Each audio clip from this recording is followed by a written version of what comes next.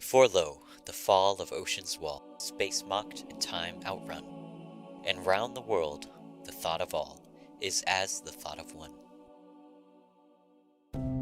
With the rise of the telegraph in the 1830s dominating communication on land, this left the ocean as the next great communicative barrier. Some attempted to simply shorten the distance between Atlantic telegraph stations, but one chose to close the gap altogether. Cyrus Westfield worked through failure after failure, until finally managing to connect America to Europe by means of the first transatlantic submarine cable. These advancements not only improved communication across the Atlantic, but also had economic impacts, reducing information frictions and improving trade.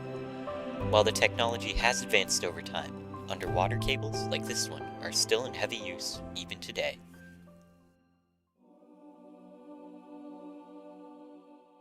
The journey of the first transatlantic cable began with a problem which had existed since the beginning of time. As put by Daniel Zittrom, prior to the telegraph, messages could travel only as fast as the people who were conveying them. But in the 1830s, this all began to change. Because of a simple yet complex invention using electric signals to convey information through wires, inventors like Samuel Morse were able to establish one of the first instant messaging systems, the telegraph.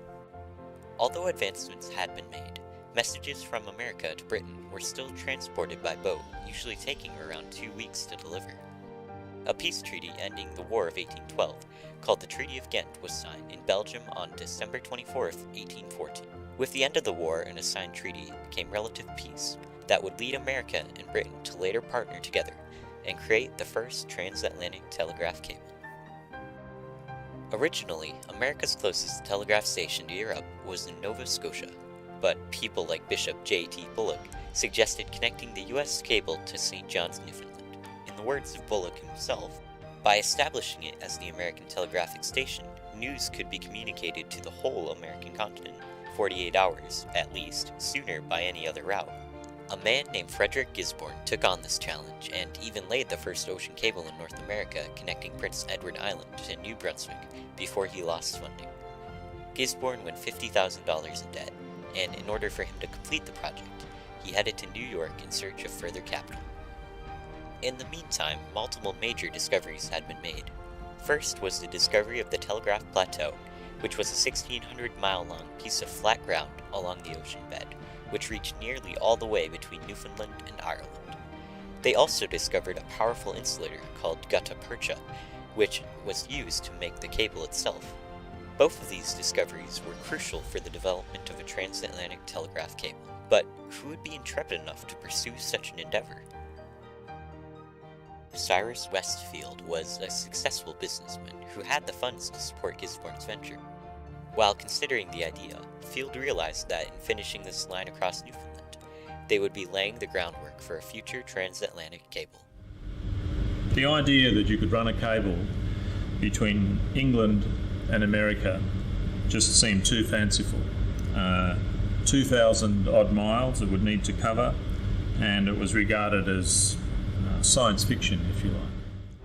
Regardless of what many thought, Field wrote to Samuel Morse and Matthew Maury, who was the head of America's Naval Observatory at the time, and they both believed that a transatlantic cable was possible. It was during this time that Maury revealed the Telegraph Plateau's discovery, further convincing Field to take on the challenge. Field's first step was to finish Gisborne's original telegraph. Later, he would recount some of the struggles this difficult venture brought. It was a very pretty plan on paper. It was easy to draw a line from one point to the other, making no account of the forests and mountains and swamps and rivers and gulfs that lay in our way. Following the Newfoundland landline's completion, in 1855 they began an underwater cable between Cape Ray and Cape North. After laying about 2 miles, they found themselves trapped in a violent windstorm, and fearing for their lives, they cut the cable. This obstacle would be a precursor to many future roadblocks to come. Returning the next summer, they were able to complete the project and succeeded in connecting St. John's to America's telegraph line. Next, Field formed the Atlantic Telegraph Company, and after visiting America and Britain, he gained funding and ships for the next treacherous voyage. On August 8, 1857, the Niagara and the Agamemnon set sail from Valentia, Ireland, towards Heart's Content, Newfoundland, to lay the first transatlantic cable. Great excitement was in the air, and with anticipation, the venture began. However, only a few days later, the vessel was slammed by a wave, and the cable snapped, sinking to the bottom of the ocean. They tried again the following June, going opposite ways starting at the halfway mark, but like the previous voyage, it was unsuccessful. In 1858, yet another attempt was made towards the cable's completion, this time succeeding without much of an incident. Field was heralded as a hero. Celebrations rang out on both sides of the Atlantic. But success only lasted so long, and about a month later, the cable went quiet. The Transatlantic Telegraph Company was left grappling for any way to fix it, even raising funds for another cable, but it was to no avail. Some saw this cable as unnecessary and too expensive for its unsatisfactory results, saying things like, 10 days bring us the mails from Europe. What need is there for the scraps of news in 10 minutes? Others began putting forth accusations that this is all merely an elaborate scheme and a hoax to get the money of unsuspecting investors. They would eventually be proven wrong later on when the cable was successful, but at the time, rumors were highly circulated. Then the Civil War began, and the project of the transatlantic cable faded into the background. Field and the Atlantic Telegraph Company worked throughout the war to gain funds and create a better cable for the next attempt so that following the war, they would be ready. As written by a friend of Cyrus Field's, the work had to be commenced afresh. His faith in its ultimate success was still unshaken, his confidence unbounded, and his determination to carry it to completion as firm as ever. In 1865, the Great Eastern, the largest ship in the world, set out with the cable on board. But once again, it snapped and fell to the bottom of the ocean. They spent days trying to retrieve it through various grappling methods, but their attempts were unsuccessful. Field promptly began preparations for yet another attempt. Having the right ship, cable, and funding, they set out once more.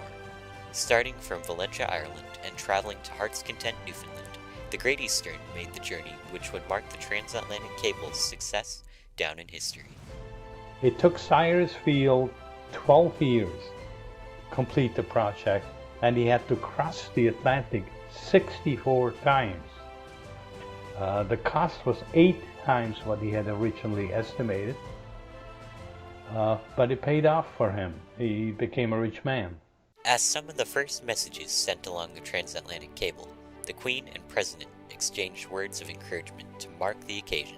The Queen expressed her congrats to the United States and described how she hoped the cable would strengthen their bond, to which Andrew Johnson responded acknowledging her message and agreeing with its sentiments. As word of the cable's completion reached the people, large celebrations occurred, and they had good reason for their elation. The transatlantic cable itself allowed for greater commerce between Britain and America, by reducing information frictions, allowing for more accurate data to be shared in almost real time. And that's something that I also saw in my study, that better information reduced the risk and therefore brought the two countries closer to each other in terms of prices. This is with my work with the transatlantic cable. There is lots of parallels to the internet today. So I think we can learn a lot by looking to economic history in order to try to understand the world today. But the biggest short-term impact of this cable would be that communications, of which otherwise would have taken around 2 weeks to reach Britain, could now arrive in little to no time at all. Humanity was able to communicate like never before in history. Following what would go on to be known by some as the greatest enterprise ever undertaken by man, more underwater cables were laid. An example would be the Pacific Cable, which was completed in 1902 by the commercial Pacific Cable Company, about a decade after Field's death. He had considered creating this cable himself, but it lacked interest at the time, and therefore wasn't successful. Through the years, those cables have improved, leading to even more communicative advancements, like transatlantic telephone cables. For example, by 2022, Google plans to lay a cable from New York to the UK and Spain. Today, contrary to what many would assume, 95% of information conveyed across the Atlantic is transmitted by submarine cable. A technology developed over 100 years ago is still the primary form of transatlantic communication, even today. And with the development of a literal and figurative connection between Britain and the US, relations have been further cemented in their solidarity.